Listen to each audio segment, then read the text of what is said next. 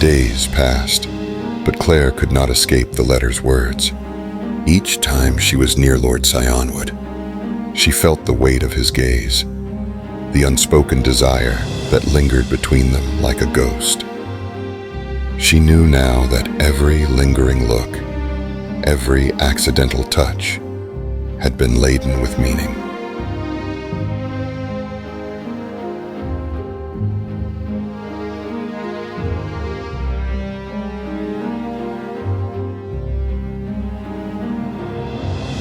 One stormy night, as thunder rumbled and lightning flashed, Claire found herself drawn to the library once more. This time, she wasn't alone. Lord Syonwood stood by the fireplace, the flickering flames casting shadows that danced across his face. He took a step closer, his eyes searching hers for a sign, a signal that she shared his forbidden thoughts. Claire, I never meant for you to read that letter, but now that you have, I can't hide from it anymore. I need to know. Do you feel it too? Claire hesitated, her heart pounding in her chest. She searched his eyes, seeing the vulnerability there, the desperate need for her to confirm what he was too afraid to say out loud. I do. I felt it for a long time. The admission hung in the air between them, heavy and charged, the space between them shrinking to nothing.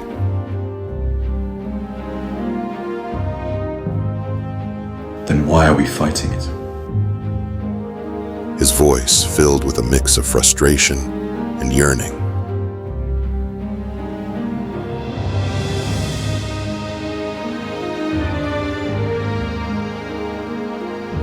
Just as she was about to answer, they both froze at the sound of footsteps echoing down the hallway. Panic seized them, the reality of their situation crashing down. Claire stepped back quickly, breaking the moment of intimacy. I must go.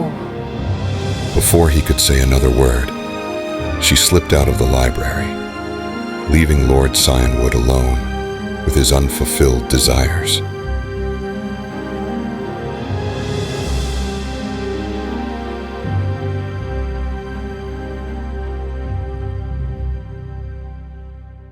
The next morning, the storm had passed, but the tension remained thick within the mansion's walls.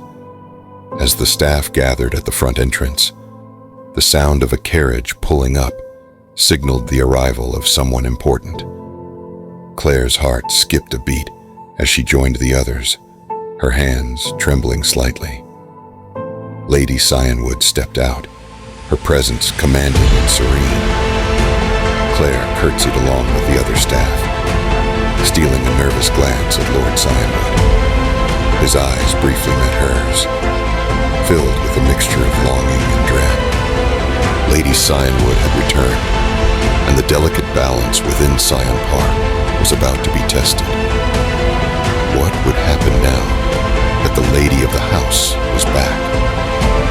Would Claire and Lord Syonwood's forbidden desires be exposed? This story is far from over, and the next chapter promises to be even more intense. So make sure to subscribe and turn on notifications. Until then, let your imagination soar.